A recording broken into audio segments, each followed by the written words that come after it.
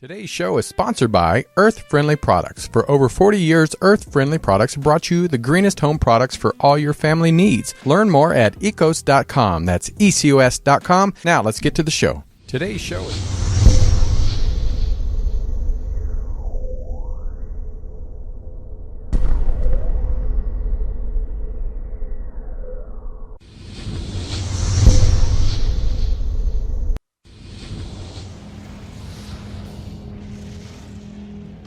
What's your thoughts on government cover-ups or covert societies attempting to control humanity?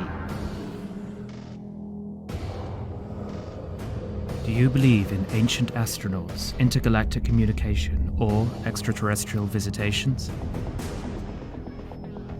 Ever had an experience with disembodied spirits or the paranormal universe? Are these subjects fact or fiction? Each week, Tony and Eddie explore these unbelievable realities and beyond. Exclusively on Truth Be Told. Welcome to Truth Be Told, where we believe an experience becomes truth. I'm your host, Tony Sweet. Along with me now, world-renowned psychic, Eddie Connor. Thanks so much, Tony, and what a great set of topics we have today, everybody. We're going to be talking about presidential debates, 9/11 symbolism in movies, as well as symbolism present in modern film and pop culture, and a whole lot more right here on Truth Be Told with Tony and Eddie. Jay Dyer is here talking about the underlying predictive programming that is in modern film, a lot of which we don't see if we don't know what to look for. It's going to be fun to find out what we're looking for. Now, some of these signs come through as symbols and even interview with artists in numerous media fields. And Jay Dyer helps us deconstruct many of their deep messages. This is all based on years and years of research into film analysis, comparative religion, propaganda, psychological warfare, secret societies, and even mind control. And after this show, you're going to see and learn to watch film with completely new eyes. Jay's website is jaysanalysis.com. He also has a brand new podcast and radio show. You can find it at talknetwork.com. Without further ado, please everybody put your hands together and welcome Jay Dyer. Hey Jay, how you doing? I'm doing great. How are you guys? We are great, and we're so excited to have you here, and congratulations on the brand new radio show coming out on talknetwork.com. Yeah, it's going to be exciting. We're going to be talking essentially what you just said. We're going to talk Hollywood. We're going to talk movies, music industry, you name it, anything that deals with deeper themes and messages and subtle subcontexts. And that's everywhere in both of those industries. So that's what we're looking at. And there's also going to be a book, too. I've got Esoteric Hollywood is actually coming out in a published book, and that'll be out next spring. Wow. And so, I mean, we've always heard these subliminal messages, to go get you popcorn and go get other, make sure you go buy candy. But a lot of people that have not heard this or have even thought about maybe there's messages that could be underlying to harm us. So how did you even start down that path of wanting to do more research on this?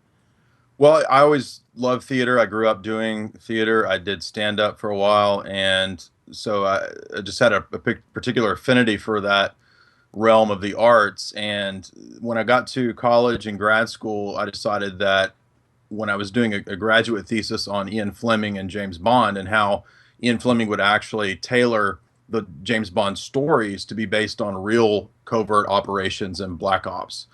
That fascinated me. So I decided that'd be a great topic for a master's thesis. And so as I delved into that after, about a year, I decided this would be great material for not just a book, but also essentially a website. So for the last couple of years, I've really just hammered away at analyzing, I think, about 100 movies now. And so those have had about 1 million views in total over the last couple of years. So they've really struck a chord with people. And that's how I got into it. It was just my own fascination with film, my own love of theater and acting and stand-up. And then tying in other interests like symbology, esoterica, hermeticism, history of the occult, and how that plays into a lot of film and a lot of actual predictive programming. I would think you're very fascinated with psychology, what makes people tick, And I would even go so far as to say studying the subconscious mind. Is that true? Oh, absolutely. Yeah, Carl Jung, obviously, these would be the most well known, I guess, in terms of how it plays into literary theory. So when I was doing my grad work, it's not just that Ian Fleming is writing propaganda or doing these secret messages and covert operations in the Bond novels. He's also speaking on a deeper level that deals with a lot of esoteric subjects. And so a big part of espionage and covert operations, psychological warfare, is to actually speak to the subconscious. So you don't want to just target the rational thinking, beta wave state. You want to go for the subconscious, and that's where you can actually implant messages. And so we know about subliminals, like you said, but a lot of people don't know that it goes much further than that with things like archetypes. So you might want to have a certain archetype in a film in a certain way that projects a certain meaning or narrative, and then you can actually subconsciously get people thinking in a certain direction that, in a way, they're not thinking about with their rational mind. So let's use an example or a topic that we see a lot of in movie theaters right now, or we've seen it forever, and that is extraterrestrials, flying saucers, UFOs, beings visiting the Earth from other parts of the universe. Why do you think, Jay, that 99% of what we see with anything connected to that subject matter is driving us to be scared to death of it? It's a great point. I think if you look back to the history of film, if you look back to RKO and the history of the Rockefellers' involvement in the nascent television stations as they were arising, you'll see that they would run actual simulations and psychological warfare tests. So they would do kind of tests in sociology, where, for example, the famous Orson Welles broadcast. I was just thinking that. Me too. Yeah, of War of the Worlds. Yeah. Right, and that was your first alien psyop thing, where they wanted to see how intense could we rile up the populace and get them freaked out, thinking about little green men coming, and then what could we learn from that? So that actually went into a famous book by a guy named Hadley Cantrill called Invaders from Mars. So we know that this is a real subject of study, aliens in relation to how people view the world and psychological manipulation and so forth. And so what happens is around the 40s and 50s, you have certain characters who undergo a series of what they claim are abductions. And George Adamski is one of these characters. And what I find fascinating is that so many of these abduction stories actually kind of line up with what we read in, say, ritual settings or ritual murders or ritual abuse. So there's a real odd parallel between the characteristics of both of those. And so what that suggests to me is that the programming in relation to the alien mythos is intended to keep people in that state of agitation and fear. If we think about Reagan at the UN, that famous clip where he says, what we need is some sort of galvanizing event that can bring us all together, right. Eastern Bloc and Soviet Union and the West. And he explicitly says, the alien threat from, from beyond. So that's, I think, why it's portrayed in a dark light. And I also think it's portrayed in a fearful light because the alien cover, and I'm not saying that there aren't deeper technologies that we, don't derive from the spiritual realm or from extra interdimensional entities. I do think that does happen. There is a suppressed technology around all that. But what I think with aliens in regard to things like the MJ-12 documents that are well known in that arena, I think those were intentional psychological operations. I think they were too. Now, I joke about this. Well, a couple of questions. Number one, I think it's very interesting that you also sort of came up in some of the comedy clubs too. Because you have to have a sense of humor. I really believe that. And if you don't have a sense of humor and you're doing the type of work you're doing, it makes for a lot of long, drudgerous days. You know what I mean? It does. I remember there was a period where about 5 years ago, I don't remember what I was reading, something on secret societies, and I just got to the point where I was just like, this is just so overwhelming, because I've been studying it intently, through grad school and so forth for the thesis, and it was a little bit overwhelming, as I was in my late 20s. But there's a certain point you reach where you're just like, you kind of, I don't want to say you accept it and that you believe it and you're for the establishment, but you accept that that's the way things are, and you kind of move on, and you actually learn to be satirical and laugh about it. And so a lot of writing for me is that it's kind of a way to vent, some of that madness that's out there in the world. What's that line from Laura Dern? And is it the Wild at Heart, where she says, "This world is wild at heart with a whole bunch of crazy on top," or something to that Yeah. effect. Yeah. And that's essentially correct. And if you don't laugh about it, then you'll go crazy. But yeah, so I do a lot of impressions. I do a lot of satire. I do a lot of improv. So that's also one side of my persona. Well, I like all the different facets because I think it makes you more well-rounded. And also, when I think of comedy, and I might be completely wrong with this. I know you have to have the setup and all of that sort of thing. I totally get that part. But I also think it's a really right brain thing. You have to have a good imagination. You have a certain level of creativity and even intuition and insight, and marry those things together. That's what lines up a really great joke and really good characters. Absolutely. I have some great improv clips that you guys would like, where I'm doing some impersonations of quite a few people. So there's everybody from Nick Cage to Alex Jones to Webster Tarpley. Even there's just a whole bevy. And so what I do is I'm kind of, I guess, insane in the sense that I'll have a conversation between all of them at once. Yeah. Well, so there's some clips you guys would like. I would love to see them. Out. Yeah, I like that. Now, what scares you the most about lazy thinking people? And like, I believe this quote, it's scientifically proven, but we use only about 5% of our brain. Right. And we think over 60,000 thoughts a day. And unfortunately, about 95% of those thoughts we think today are not original, and they're regurgitated from yesterday and last week. And I was that guy, and I would make fun of myself. I'm a highly suggestible person, and I really am, and I'm a sensitive person. But if I hear a Keebler Elf flippin' cookie commercial for fudge sandwich cookies or something, within 3 commercials, my damn little car is parked in front of Vaughn's, and I'm looking for those cookies. And then I realized I am part of the big problem that's going on in the world today, in that I'm letting some asshole tell me what I want to eat. And it drives me nuts. So back to the original question, what scares you the most about lazy-minded people who are following and don't even know that they're following a machine, probably to their detriment? The scariest part of that, in my thought, would be that people actually prefer to buy into lies. And that's the scary part. So when you're trying to wake people up or whatever you're trying to do, you're trying to get some message out, and you realize if you're arguing for what's true, that people don't actually like that. Yeah.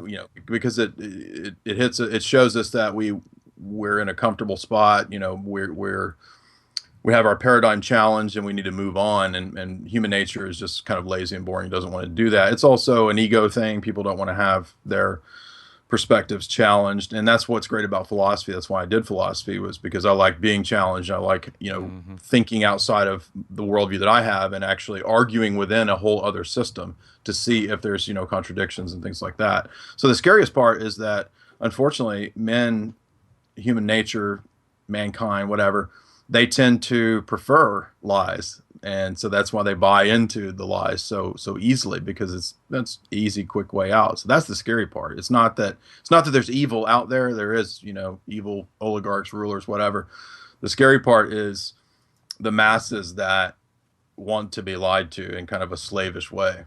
Well, there's a great quote. I can't think of who said it, and I'm going to paraphrase the quote, and it is, everybody claims they want change in their life, but they don't. They want things to stay exactly the way they are, but be better. Mm-hmm. But most of us aren't doing what we need to do for it to be better. Now, you said something earlier that struck Tony and I, Jay, and that is when you were speaking about how this could get overwhelming, and when you were in your 20s and early 30s and that sort of stuff, and you're studying all of this thing about secret societies and all of these things that are working against us, as it were. Don't you find, being a person who likes psychology and studying the subconscious mind, that even though that stuff is going on, have you found a way in your own mind and heart to rise above it, energetically, emotionally, spiritually, mentally, whatever that is, and hold yourself in a really good place in your mind and heart so that you're not as negatively affected by it as most other people? Yeah, I think what happens is we all go through a process of transformation when we come into these truths. And what happens is we're initially kind of freaked out. Then we have this maybe a period of where we're kind of down about it. Right. And then we integrate it and deal with it. And then we're kind of okay with it. That doesn't mean that we can't oppose the, oppression and the oligarchy that's out there, the establishment.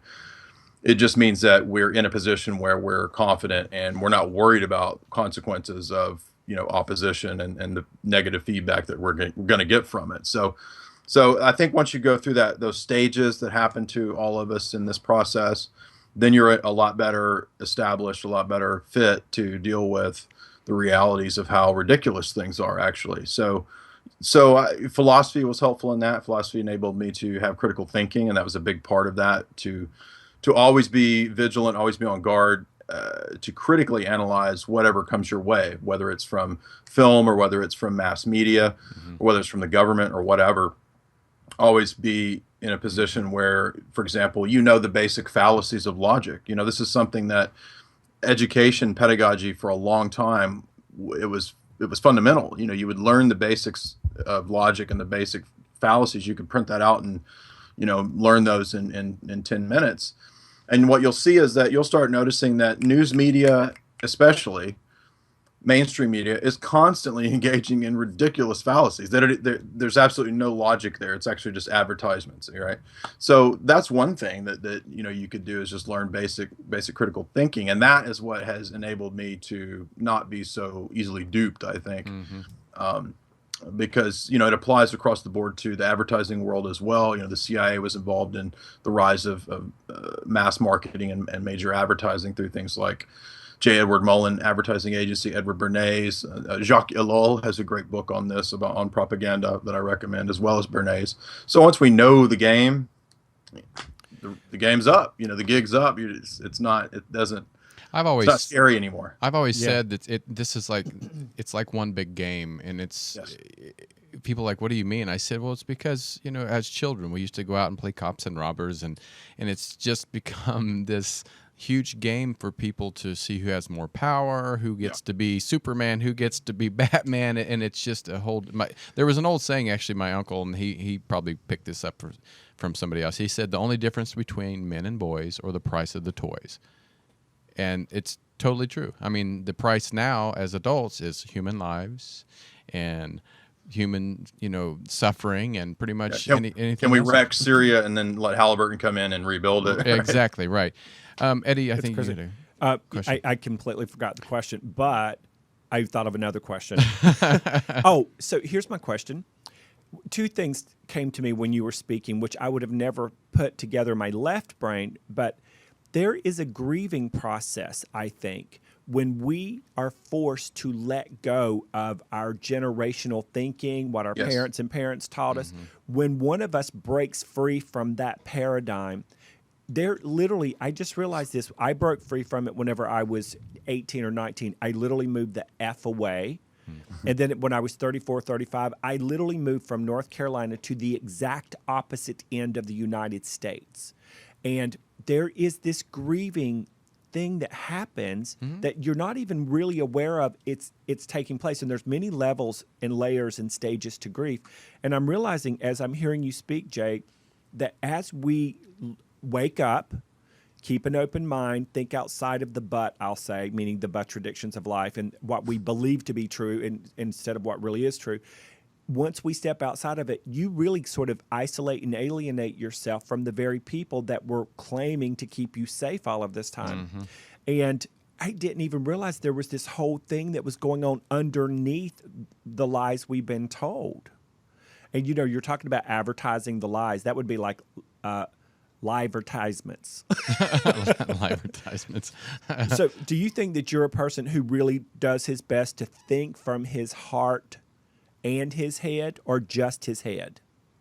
No, I think you touched on that earlier in a well-said way, where you were talking about left brain and right brain, and I mean that in a way roughly connects to heart and head. So there's a philosopher that I like quite a bit named Philip Sherrard, and he's written some really good sort of obscure works on Eastern thought, and one of the pieces that he discusses the kind of borrowing from ancient Greek philosophy, the notion of the nous And the idea of nous is that we have a heart and we have the head, which is, rational intellect, and this is, feeling. And then, so the nous is kind of this mediating thing in between, and it's both of these in unison. And Dr. Sherrard argues that this concept has really been lost in the history of the West, particularly. Yeah. And so what's happened is we've actually fallen into, after the Enlightenment and the scientific revolution, we've fallen into this extremely left brain quantification view of everything, right? So everything is viewed as number, everything is viewed in this mathematical sense of this is where this whole AI transhumanism thing is taking us towards, the idea that we can all be run by smart cities and smart grids, and basically we're going to live in a big a big plastic box in a big Walmart city one day. I mean, that's the end result of that thinking, right? Where you're just this drone in this big city-sized Walmart or something. Yeah. And that's the end result of left brain thinking when it's dominant. And so, the right brain is creativity, it's intuition, and more in line with what I was saying with the heart. So I find that philosophical perspective is really helpful in understanding that it's about that being balanced between left brain and right brain, and between heart and head. So that's really crucial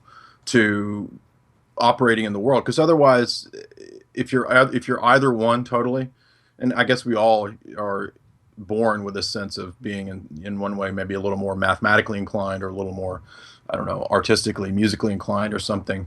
But the more that we can be in balance in that way, the better chance we have at being actually balanced in our lives and in our interpersonal relationships. So I think that you nailed it early on. Well, thank you for that. I think it was the Greeks who, for decades, maybe even centuries, believed that the brain was in the heart, that they thought the heart was the brain. That's exactly what I'm getting at, right? Yeah, and I read that, I don't know how many years ago, and it floored me, because I believe in the heart, mind, and the gut brain. I believe you have to work on all three of them simultaneously. If you make a decision, an important decision in your life, if it feels good in your gut brain, and if it feels good in your heart, mind, and if it feels good upstairs in your brain, then if all three of those areas feel good, you really can't make a wrong choice. Mm-hmm. I want to go backwards just a little bit. And when you were talking about the advertising agencies and that stuff back in the day, Jay, it made me think of Hitler, of course. I wonder how many of the agencies, government agencies and otherwise, studied the power of Hitler, what he was able to do, how he did it, and literally put a lot of money behind what they witnessed him doing, and then start doing the same thing to our citizens. Oh, you're absolutely right. In fact, there's plenty of historical, scholarly, academic stuff to back that very thing up. So Dr. Carroll Quigley has a famous book, Tragedy and Hope. I've got it sitting around here somewhere, but he speaks at length to the very thing that you're talking about how Western industrialists were involved, especially the bankers were involved in aiding both fascism and communism and socialism. And so he treats that in several chapters. And what that suggests is that not only did they fund it, but they also kind of ran a test tube scenario with it, where it was a situation where they wanted to see exactly how these different systems, communism, fascism, socialism, how they operated in these different, European countries and Russia and so forth. And then from there, they could kind of get a future predictive, gauge of how well these things could work here in the U.S. or globally, ultimately for the global government. So Dr. Quigley explicitly backs up your very point. And all we have to do is look at something like Operation Paperclip, which I'm sure most of us are familiar with, where after World War II, there was this sort of divvying up of the Nazi scientists to go to both the UK, the US, and to Soviet Russia. So they sort of split them all up. You get a third of the Nazis, we get a third of the Nazis, I'll take a third. So, and what they did was, that's the birthplace of NASA, right? So NASA comes out of this, the military industrial complex comes out of this, and out of these groups, especially with the CIA rising out of this as well, with Allen Dulles and the Rockefellers being involved in helping to set that up. And interestingly enough, Ian Fleming actually helped Bill Donovan establish the OSS. He flew over and with other agents of MI6, British intelligence, they helped establish what would be the US's version of the Secret Intelligence Service, which eventually would become the CIA. So when we look at that and we keep in mind that the bankers and the money power is who's really behind these global wars, according to Dr. Quigley. It's ultimately a big game, the great game, as you mentioned, the game. It's the great game of nations. It's managing nations, managing masses of people, and that's where the psychology comes in, right? So what we get out of these displaced expatriate Nazi scientists and others, as well as Soviets, is this plan for mind control. And this is where MK Ultra comes in. I'm sure we've heard of MK Ultra, but most people think of it in the sense of the way Hollywood presents it as the mind control assassin who hears a trigger word and then blows your head off. That's not really what MK Ultra was about. That was an aspect perhaps of one of the sub projects, as far as we know. But what it's really about is psychology. And so if you look at Dr. Ewan Cameron or Jose Delgado, Jolyon West, these different psychologists that were instrumental in MK Ultra, they're the ones who are taking this data that they're getting from all these crazy studies, especially Dr. Ewan Cameron. I mean, he was actually, feeding people LSD like crazy, watching them trip out and, tripping himself and, tripping balls and then seeing what the results would be. So he took all this data and said, all right, here's how we can screw over the masses with this, right? This is how we can implement a mass MK Ultra on the populace. So that's the point I make, is that MK Ultra in tandem with the CIA work in advertising and marketing and propaganda, which comes out of military intelligence and all that, that is the bulk of what MK Ultra is about. It's all in tandem. It's all the military industrial complex, Pentagon, et cetera, essentially programming and reorganizing the mass audience of the U.S. and ultimately the globe. But it's really the target population is really the U.S. through the mass media, and that's the crucial key to see. Jay, I want to ask you, because let's go back to Hitler, because Hitler, his propaganda, and a lot of countries, even the U.S., have done propagandas, in pretty much every war that we can think of, in one way or the other. But as we progress in technology and human beings start seeing more alien movies and horror films, we're not as we're not as touched. Like, I'm watching a horror film now, I'm like, oh, they don't make them like they used to. Yeah, right. So how do they get us now, where it's, because before it was like pretty right in your face, here's what I want you to learn and see, but how do they do the symbolism now in films, even in commercials, to because we're not as human beings, we're not as naive. There we go. We're not as naive as we used to be. How do they do that? We're not as naive, but we're also not as proactive about it either. Right. So Yeah. how do we find these symbols, or what are you seeing the differences when back in the day when it was pretty much in your face, and now it's not, or at least we don't are not aware of it? Yeah, I think it's in your face. I do. Yeah, I agree. I think it's all the above. So they've never stopped any of the previous plans or programs, right? So, for example, with MK Ultra, when there was the Senate hearings on it, all they did was rename it MK Search and move it to Fort Detrick. Oh my God. They just slapped a new title on it, moved it somewhere else. It's just kept going. Wow. So, in terms of how overt or covert it is, I would say it's both. And so, for example, on the covert level, I have a piece, I believe it's called IQ, PsyOps, and the Civilization of the Scam, where I talk about this very point that you made. And what I propose is that they have experimented, and I pull up an actual Army War College document on this. It's relatively famous. It's called The Mind Has No Firewall. So you were talking earlier about, our paradigms being challenged and so forth. And a question I've always asked myself is, why is it that there's a certain segment of the population that, so that what we would call the professional class of the doctors and academics and so forth, they're the ones that seem to be the most invested in the system and brainwashed and unwilling to question any of their assumptions or presuppositions.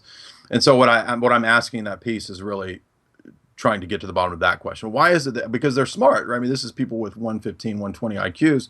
Why aren't they able to question the madness of the system that we're in? Right. And what I propose is that they've actually been under, these generations, especially with baby boomers in World War II, they've been under just the most intense specified and scientific brainwashing and engineering and propaganda ever. And that's what's so scary about the generation gaps and so forth. So there are covert ways, for example, that signals, and there are patents on this, so signals at different levels of megahertz and so forth can actually trigger neurons in the brain to respond in a certain way. So that's a lot to do with HD television and all that. It works as well with auditory signals. And there's, like I said, there's an actual Pentagon document on this. So I'm not making this up, but it's called The Mind Has No Firewall. It's pretty well known. So that's one of the more recent covert ways that this can be done, is through electromagnetic frequencies and ELF, VLF signals. Even Brzezinski in his book Between Two Ages talked about that back in 1973. So he was looking ahead, seeing, where they would take this technology and the electromagnetic technology that would actually could affect us as beings, because we're kind of little antennas, right? I mean, that's how our body works with our cells are kind of little antennas. Yeah. And they receive signals and respond to them in a certain way. And that's also part of MK Ultra. Dr. Ewan Cameron did work in that regard with what's called a Schwitzgebel machine, which was a prison tracking thing that the thugs and the convicts would wear on their legs, right? And it would relay back to the guard tower their heart rate, where they were, location, and all that. So Ewan Cameron did experiments on how that affected the prisoner's psychology, and this is called panopticism. This goes back to Jeremy Bentham and different philosophers from a few hundred years ago. And so all of that is being utilized in mass media. The Schwitzgebel machine that we all carry, that's our little iPhone, right? That is the modern version of the Schwitzgebel machine. So the covert means are all there, and the overt means are there as well. And that's what I do in my film analysis, is I point out, at least from a visual sense, the overt images and iconography that's being presented to us on all these screens that we're watching these narratives on, these stories. And that's how it works, in the sense of Hollywood operates as kind of the new myth maker. It's our new God, in the sense of it giving us a new narrative and a new understanding of how to interpret the world. So we are born into this world, we go and we watch movies, and they give us stories, and then we go out into the world and we read the world through these stories that we've been told, right? So it's just no different than it was in ancient Greece and ancient Greek theater. The only difference now is that it's a highly scientific and specified art of using propaganda and using these techniques to make sure that people are in line, and make sure that they're believing what they need to believe and what the state wants them to believe, and so forth. Well, we're going to take just about a 15-second break, but I have to say, when you look at something on paper, I'm from Kansas and I grew up in the Bible Belt. When you look on something on paper, when we're talking about what we're talking about today, like we said earlier, it would have seemed crazy to me 10 years ago when I was back in Kansas. Yeah.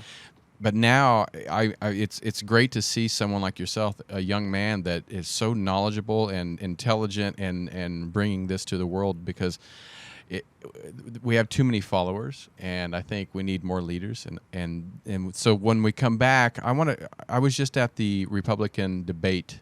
We broadcast live from there. Awesome. Was it Wednesday?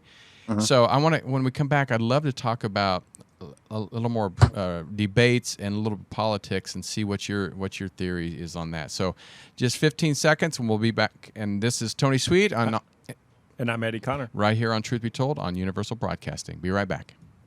Today's show is sponsored by Adventures Unlimited Press. Take your mind on a literary journey and go to adventuresunlimitedpress.com to purchase books from our famed experts featured right here on Truth Be Told. That's adventuresunlimitedpress.com. Now, back to the show. We hope you're enjoying today's show, which is sponsored by Earth Friendly Products. For over 40 years, Earth Friendly Products have brought you the greenest home merchandise for all your family needs. Learn more at ecos.com. That's ecos.com. Now back to the show.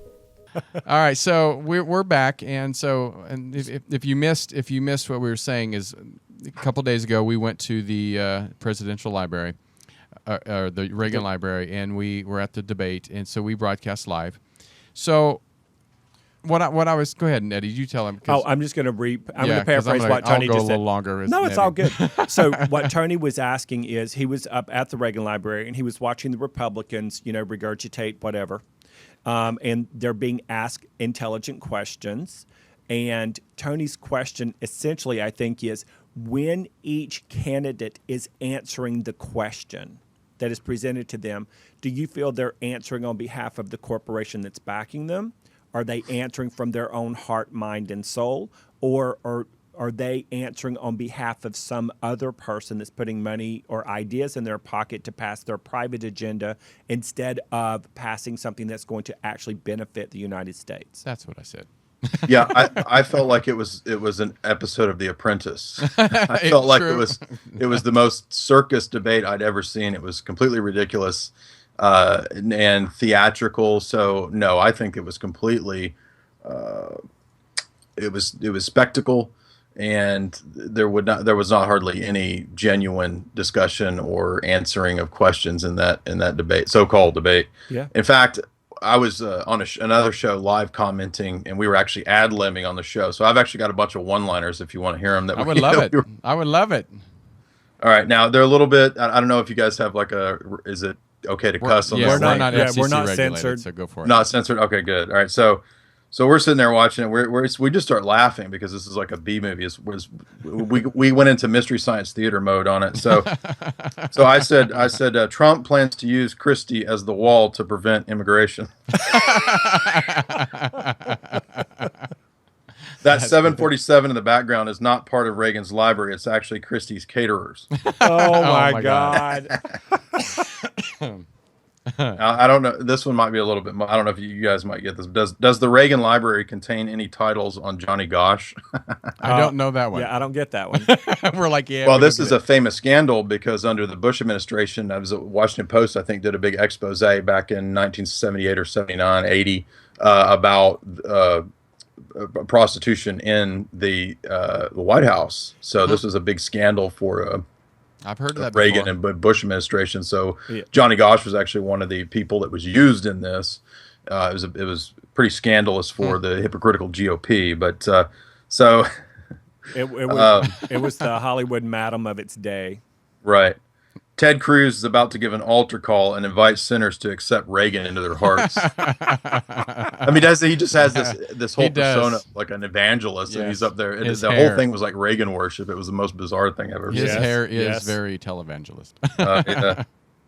So let's see. Oh, here's a good one. Christie's not wearing a lapel. That's actually a crumb from the Bohemian Grove all-you-can-eat buffet. Oh my God. Poor Christie. Did you notice how I thought Ben Carson seemed a little stoned? He was kind of like out of it. Like he was just like He always comes across that way. I got to actually see him down in the spin room talking, and he's just kind of. Is that how he is? Yeah, he's just kind of like this, So- and So he didn't write himself a script for a bunch of Valium. Yeah, something's going on. The thing I've noticed, and I've noticed it for years, but especially with Bush, which one? Both, and they have dead eyes.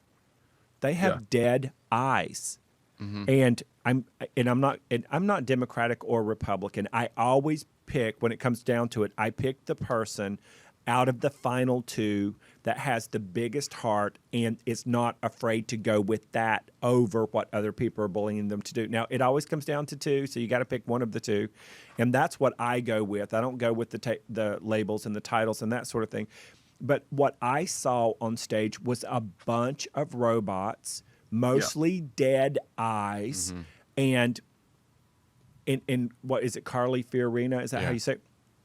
I don't dislike her. I don't dislike any of them, but there's something when she got her little dig in, which she deserved to get that dig in because of the shit that Donald Trump's been saying about her. There was something that was bubbling up inside of her. You could see it where she was standing in. Now she was standing there, stoned faced. That's called Botox, people. But she was stone faced too because she actually modeled her look after an Easter Island head. So she looked like an Easter Island head to me. So she literally was stone faced. Yeah, and so what you saw was a very contained, very studious looking person who is trying to come off humble. But what I was seeing was a 14-year-old girl jumping up and down, wanting to be the head cheerleader, going, "I got you, bitch!"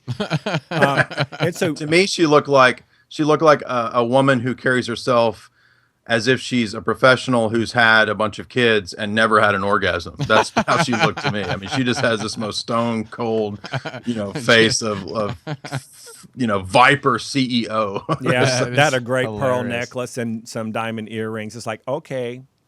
That's hilarious. But it all felt flat to me. Something that's coming to me as we're all having this conversation once again. I like learning new things. It's I dig it a lot.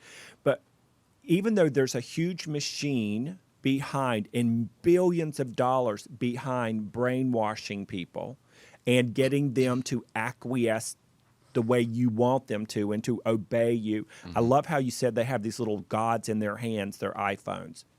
And now so they literally feel like they have these little gods, like this thing is smarter than them.